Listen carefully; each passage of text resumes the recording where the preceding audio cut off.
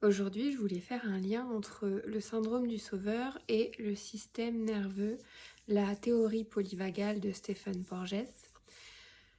Au niveau de toutes les manières dont on peut sauver, on peut aider, accompagner, faire pour l'autre, répondre aux demandes, etc. Mais avant tout ça, il y a vraiment quelque chose qui se situe à l'intérieur du système nerveux.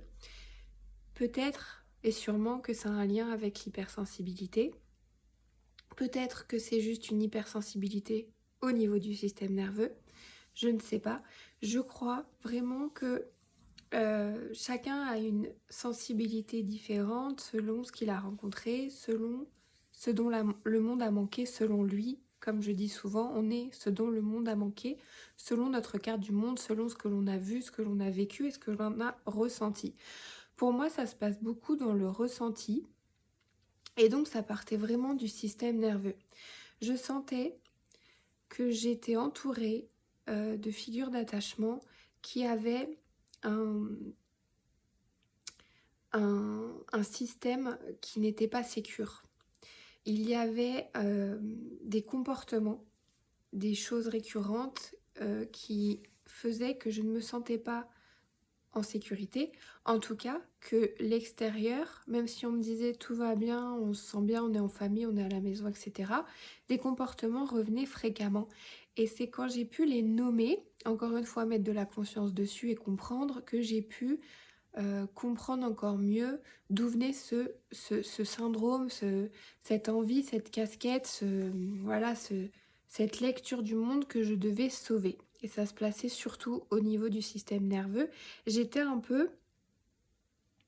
On dit souvent que les hypersensibles, ils font de la parentification à l'adolescence. On va devenir un peu les parents de nos parents quand on sent qu'il y a des choses qui sont pas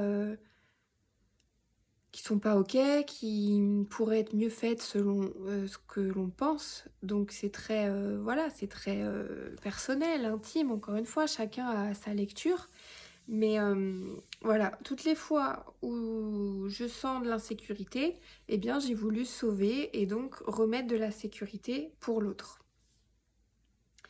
Ces comportements, c'est beaucoup en lien, en ce moment on parle beaucoup du trauma, donc c'est un mot qui fait un peu peur, qui est un peu, c'est un gros mot, et en même temps un trauma, pour toi, pour moi ou pour quelqu'un d'autre, chacun à son échelle.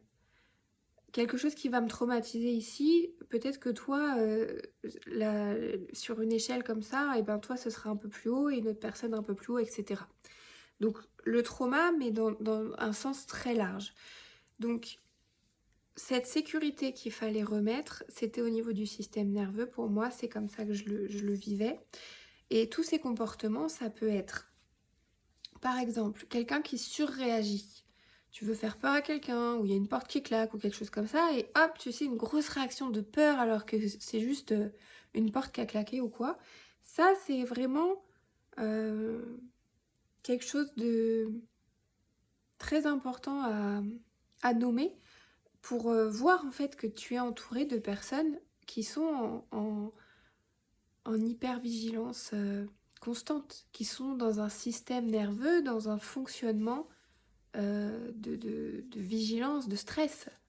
En fait, tu es entouré, là, à ce moment-là, si tu as une personne comme ça autour de toi, tu es en train de vivre avec une personne qui a un système dérégulé. Donc toi, si tu es sauveur et que tu ressens ça dans ton corps, tu es en train sans cesse de co-réguler cette personne. Si c'est quelqu'un à qui tu tiens, si c'est quelqu'un que tu veux aider, que tu veux sauver, ton système nerveux, malgré toi, parce que tout ça, donc, ça sera une autre vidéo où il faudra déployer tout ça, expliquer, mais c'est inconscient, c'est le système nerveux autonome. C'est toutes les fonctions du corps qui fonctionnent sans qu'on ait à y penser. Donc ce système nerveux, il est autonome. Donc c'est inconscient. Si tu te sens stressé à la fin de la journée alors que toi, tu sais que tout va bien, c'est de l'extérieur qui est rentré à ton système à co-réguler une personne, une situation, quelque chose. Ça t'a pris de l'énergie. Mais ça, c'est inconscient, c'est autonome. Et tant qu'on n'a pas mis de la conscience dessus, c'est énergivore et on ne sait pas pourquoi on est fatigué comme ça. Donc ça peut être ça, des comportements, donc des surréactions, un état d'hypervigilance. Ça peut être quelqu'un qui évite le contact visuel ou physique. Ça peut être dans ton couple, dans ta famille.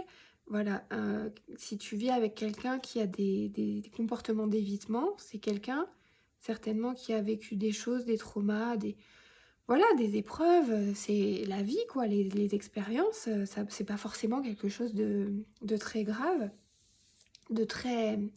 Je veux pas que ce soit un mot violent dans ton esprit, c'est ça que je veux dire. Donc ça peut être ça, quelqu'un qui est dans l'évitement.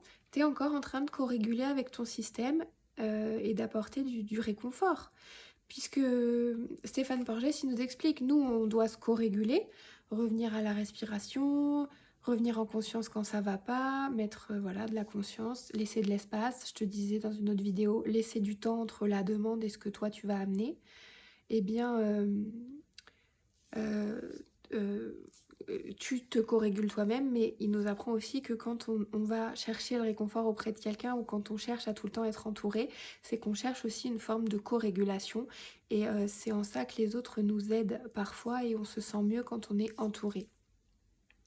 Ça peut être aussi donc une personne qui, tu vois, va faire des choses avec toi et puis d'un coup va vouloir partir d'un coup. Exprimer un fort désir de partir sans raison apparente pour nous.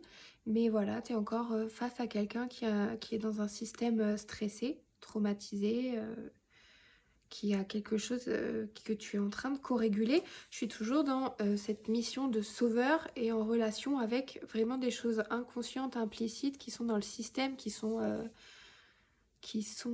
vraiment... Voilà, heureusement qu'aujourd'hui il y a cette théorie polyvagale, qu'on explique le nerf vague, qu'il y a toutes ces prises de conscience et qu'il y a toute cette partie holistique et voilà, comprendre le corps humain et comprendre que tout est lié pour qu'on puisse mettre des mots là-dessus, c'est vraiment très important. Donc, si voilà, tu vis avec des gens comme ça qui sont dans un système stressé, qui sont dans un sentiment d'insécurité, c'est inconscient bien sûr. On ne peut pas lui dire bah toi t'es stressé, etc. C'est des choses que tu vas conscientiser petit à petit.